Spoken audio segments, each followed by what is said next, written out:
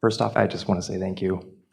I've known about you, the earliest memory I can really remember is being 10 years old and driving in the car with my mom, and I was actually talking to a couple I just met, and I'd always refer to my mom's friend as that hippie friend.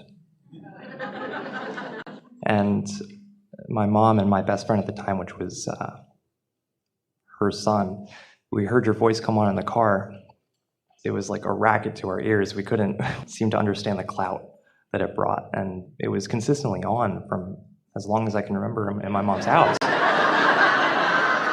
So, but I mean, when you're a kid, you never really think about these things. You don't understand. Well, you haven't lived enough discord to understand the value. You haven't been enough out of alignment to understand the value of getting back into alignment. Exactly. And it wasn't until about 10 years later, when I was 19, about 3 years ago, that I came home from a brief visit from college. And, college started to expand my ideals and really kind of going really headstrong towards what I really wanted.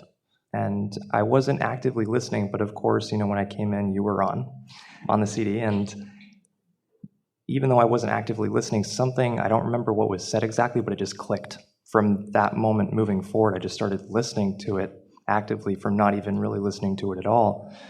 Because at the time in college, I was put into a class with, just in general, when you're a freshman walking in a very large university, everybody has that same mindset of just, unfortunately, going crazy and, doing what's, I guess, what you see on TV or something of what's expected.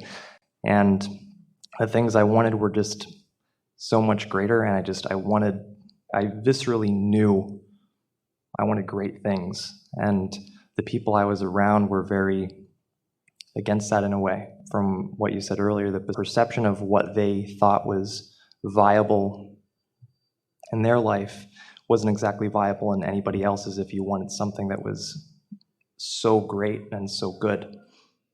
That's because there is a shortage consciousness that is a bit rampant in humanity, that goes something like, if you reach for greatness and find it, then you will deprive others of some greatness. And so you should be willing to settle for less in order to spread it around more equitably. That's sort of the thing that makes someone not want you to reach for all that you want. But then again, it doesn't matter how many chairs they see in the room, does it? No. And the wonderful part to that is, even though I was still kind of getting into it and understanding these things, the development, at the time, all I could think about was, because I was around all these, unfortunately I have to use this word, horny teenagers.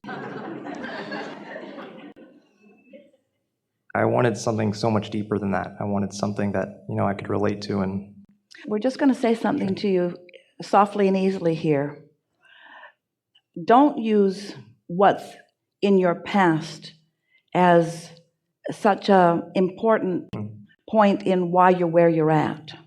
We haven't said this before, but it's been brewing, and so this is a really good opportunity to talk about this. You know how you're in a situation, in general or in specific, where you want something, and it isn't a popular thing to desire, let's say, and so you make excuses about why you're not going to do that, rather than just boldly saying, I want to do this. And when you say, it's my intention to do such and such, there's clarity in that. This is going to feel a little off the subject, but it isn't. It's like someone asking you to do something that you don't really want to do. Maybe it's go visit them, maybe it's spend an evening with them, and it really doesn't feel like a match to you. And so there's a very common thing where you say, well, I'd like to, but I can't because.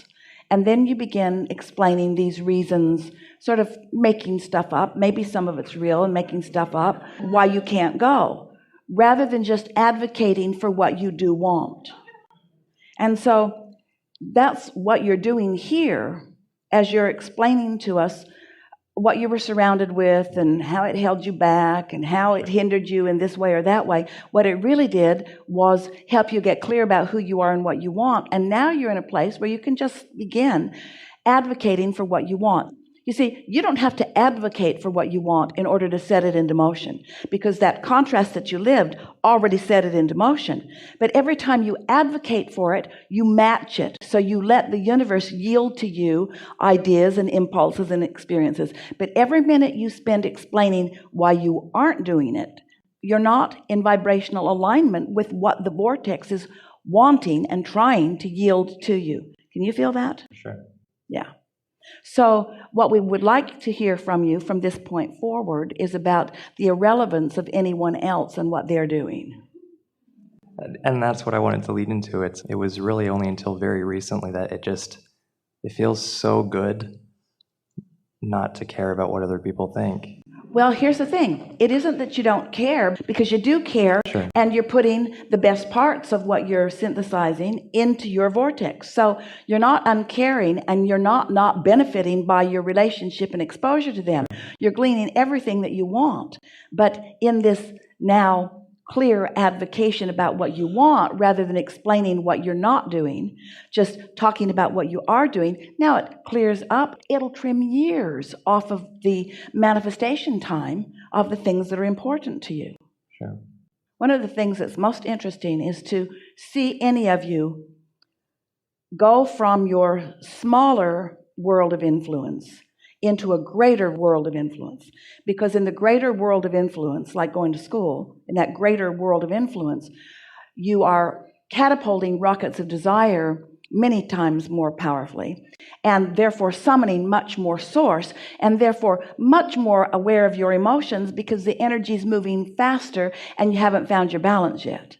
But as soon as you find your balance, and the main component in finding your balance is by not caring so much about anybody else's response to what you want, to what you think, to what you believe, and to what you do, then off you go. And as the universe yields to you swiftly because of your clarity, it is an attention-getting experience for them as well. But if you spend any time trying to explain to them what you're doing that they're not doing, then you're not doing it either. Correct. So my main question, and this was actually requested by my mom, is being in the vortex, is that a relative feeling for everybody? So when somebody gets satisfaction or just pure joy out of, let's say, weaving a carpet or something, or doing something that may not seem, I'm not sure if morally correct might be the right word, if they get satisfaction from both of those things, is that a relative feeling? Well, let's give a new definition to morally correct, because what most people mean when they're talking about morally correct is you doing it the way I believe you should do it. Sure. Oh, sure. And so anytime that you are feeling elation or joy or those emotions that you know the clarity and pureness and wonderful feeling of them, that means you're in sync with what source is thinking about same thing. And so we think that it puts a new understanding on what is morality.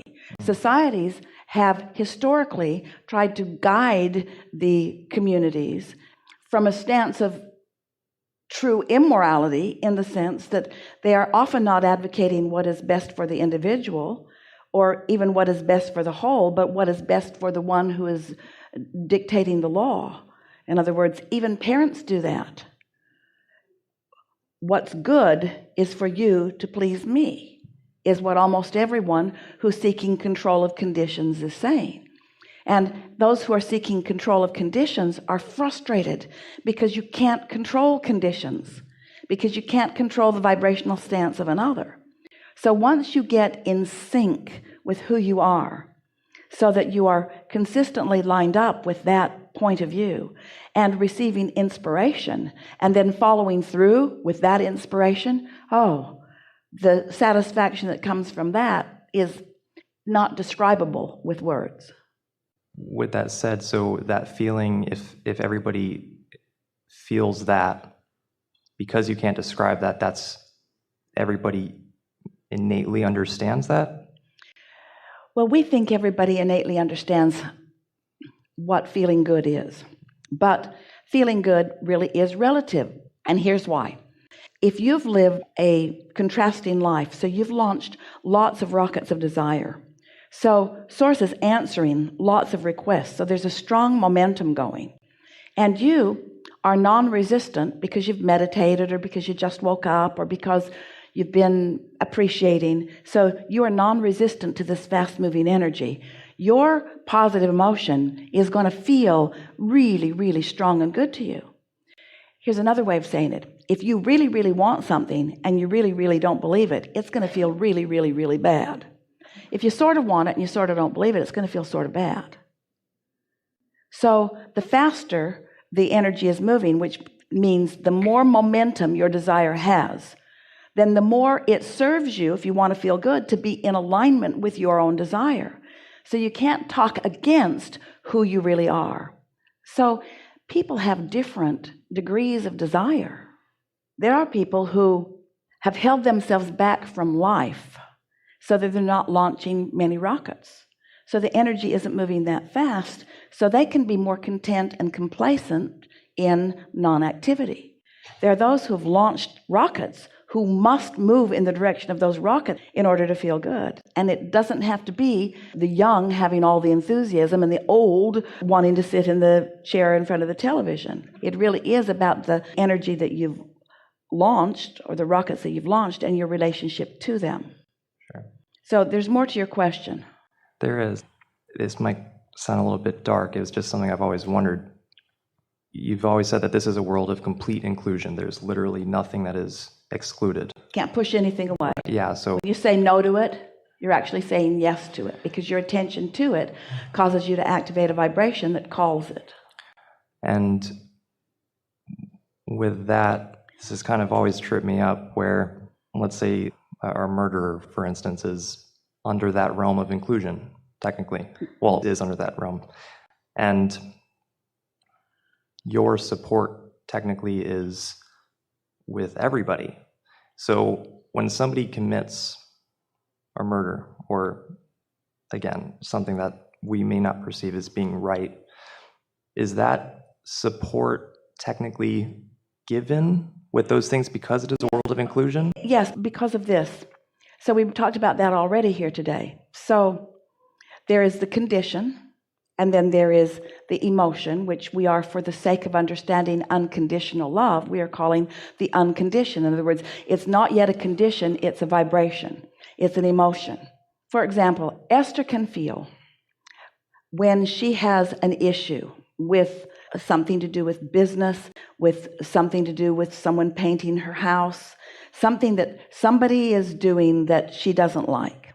So when she wants to talk to us about it, she can feel that we are aware of what she's dealing with and aware of who she's dealing with, but she can feel that we never join her in her anger against that person.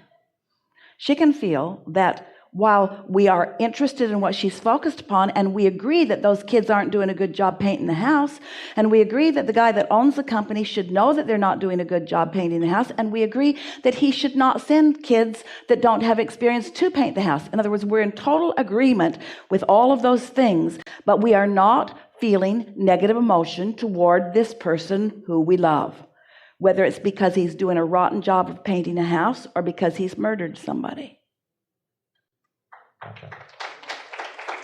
And that's hard for humans to hear, because you've been putting things in piles of right and wrong, and you aren't able to separate conditions from who you are. But you want to. You're not able to separate conditions from who you really are. You're not able to separate what's happening because of the vibration you're offering from the vibration of who you really are. And Source is always focused upon the vibration of who you really are. So when we say you can't get it wrong and you never get it done, we mean it. And the reason that you can't get it wrong is because you never get it done.